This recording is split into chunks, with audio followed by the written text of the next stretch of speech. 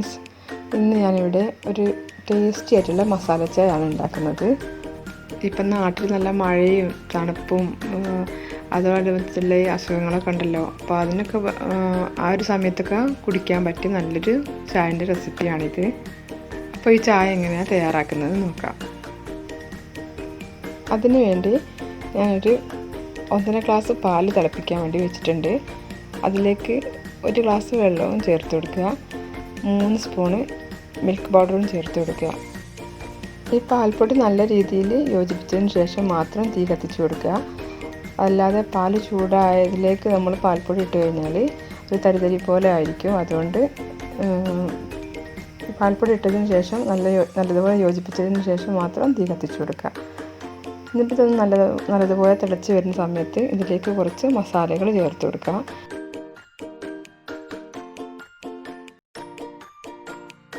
പിന്നെ ഈ ചാനൽ ആദ്യമായിട്ടാണ് കാണുന്നതെങ്കിൽ ഒന്ന് സബ്സ്ക്രൈബ് ചെയ്യുക. തൊട്ടടുത്തുള്ള ആ ബെല്ലൈക്കണിൽ ഒന്ന് ക്ലിക്ക് ചെയ്തേക്കണേ.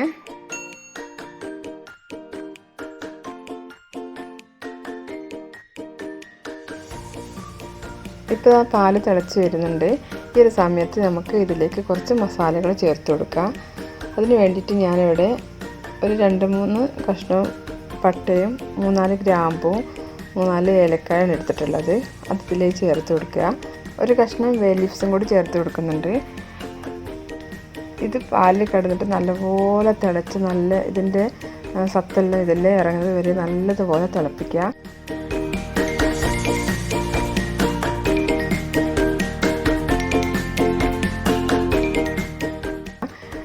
ഈ ഒരു സമയത്ത് കുറച്ച് വലിയ കഷ്ണം ഇഞ്ചി ചെറുതായിട്ട് കട്ട് ചെയ്തത് അതും കൂടി ചേർത്ത് കൊടുക്കുക.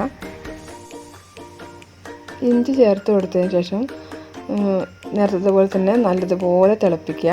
തിളപ്പിച്ച് നല്ല രീതിയിൽ തിളച്ച് വരുന്ന സമയത്ത് നമുക്ക് ഇതിലേക്ക് ചായപ്പൊടി ചേർത്ത് കൊടുക്കുക. എത്രയാണോ ഈ സ്ട്രോങ്ങിനനുസരിച്ച് നമുക്ക് എത്രയാണോ ഇഷ്ടം അതിനനുസരിച്ച് ചായപ്പൊടി ചേർത്ത് കൊടുത്താൽ മതി. ഞാനിവിടെ 1.5 സ്പൂണ് ചായപ്പൊടിയാണ് ചേർക്കുന്നത്. വേണമെങ്കിൽ ലാസ്റ്റ് കുറച്ചും കൂടി ചേർത്താൽ മതി. അപ്പോൾ നല്ലതുപോലെ ഇത് കുറുകി വരുന്നത് വരെ നല്ല രീതിയിൽ ഇത് തിളപ്പിച്ചെടുക്കുക. ഇഞ്ചി ചേർക്കുന്നത് കൊണ്ട് നമുക്ക് നല്ലതാണ്. ഇപ്പോൾ ഇഞ്ചിട്ട് വെള്ളം കുടിക്കാനും ഒക്കെ പറയുന്നുണ്ടല്ലോ. ഇഞ്ചിട്ട വെള്ളമൊന്നും ആരും ഇപ്പം അങ്ങനെ കുടിക്കില്ല. അതുകൊണ്ട് നമ്മൾ ചായക്കകത്ത് ചേർത്ത് കുടിക്കുമ്പോൾ നല്ല ടേസ്റ്റുമാണ്.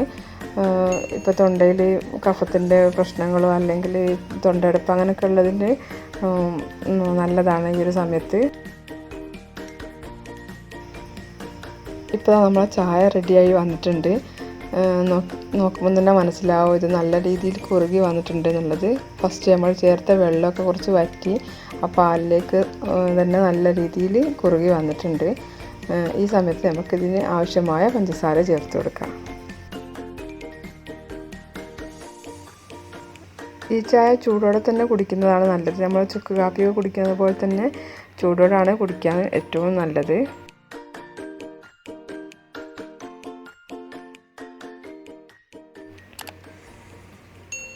ഇപ്പോൾ നമ്മൾ ചായ റെഡിയായി വന്നിട്ടുണ്ട്. ഇനി നമുക്കിത് കപ്പിലേക്ക് മാറ്റി കൊടുക്കാം. ഞാനിവിടെ അരിച്ചിട്ടാണ് എടുക്കുന്നത്.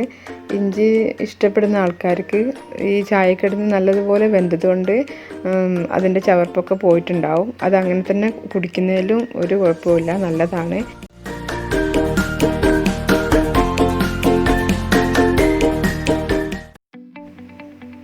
അതുകൊണ്ട് ഇതെല്ലാവരും ഒന്ന് ട്രൈ ചെയ്ത് നോക്കുക. എല്ലാവർക്കും ഇഷ്ടപ്പെടും. ഇഷ്ടപ്പെട്ടാൽ ഫ്രണ്ട്സിനെല്ലാവർക്കും ഷെയർ ചെയ്ത് കൊടുക്കുക. കമൻസ് അറിയിക്കുക. നിങ്ങൾ ഈ ചാനൽ ആദ്യമായിട്ടാണ് കാണുന്നതെങ്കിൽ ഒന്ന് സബ്സ്ക്രൈബ് ചെയ്യുക. തൊട്ടടുത്തുള്ള ബെല്ലൈക്കൺ ഒന്ന് ക്ലിക്ക് ചെയ്യണേ. പിന്നെ ഈ മസാല ചായയുടെ കൂടെ കഴിക്കാൻ വേണ്ടിയിട്ട് ഞാനൊരു ഗ്രീൻ പീസിൻ്റെ മസാല ഉണ്ടാക്കിയിട്ടുണ്ടായിരുന്നു. ഗ്രീൻ പീസ് മസാല ഉണ്ടാക്കുന്നത് ഇൻഷാ അല്ലാഹ് മറ്റൊരു വീഡിയോയിനകത്ത് ഡീറ്റെയിൽ ആയിട്ട് കാണിക്കാം കേട്ടോ.